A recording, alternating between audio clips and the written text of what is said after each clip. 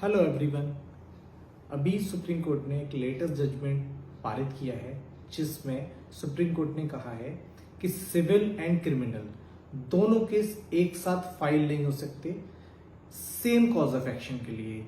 जैसे कि suppose that कि किसी व्यक्ति को किसी प्रॉपर्टी में हिस्सा चाहिए, वो उस हिस्से को पाने के लिए एक एफआईआर करा देता है और उस हिस्से को पाने के लिए एक सिविल सूट भी फाइल कर सकता है।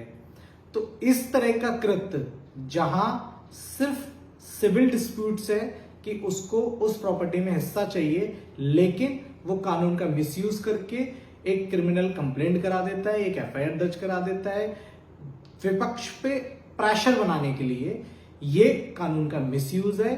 सुप्रीम कोर्ट ने अभी लेटेस्ट जजमेंट में ये पाया और उन्होंने साफ कहा है कि इस तरह का कानून का मिसयूज नहीं होना चाहिए। अगर कोई सिविल डिस्प्यूट्स है तो उसमें कानूनी प्रक्रिया सिविल लॉ में ही अपनानी चाहिए। कानून का दुरुपयोग करने के लिए झूठी या मनगढ़ंत एफआईआर करके उसको क्रिमिनल केस बनाने की कोशिश नहीं करनी चाहिए। इस चीज का भी ध्यान रखना चाहिए कि अगर मुद्दा एक है, कॉज ऑफ एक्शन एक है, तो उसके लिए सिर्फ सिविल या क्रिमिनल एक ही साइड केस करना चाहिए। अगर वो क्रिमिनल से जुड़ा मामला है तो उसके लिए क्रिमिनल में केस करना चाहिए, अगर वो सिविल से जुड़ा मामला है तो उसमें सिविल से रिलेटेड केस करना चाहिए।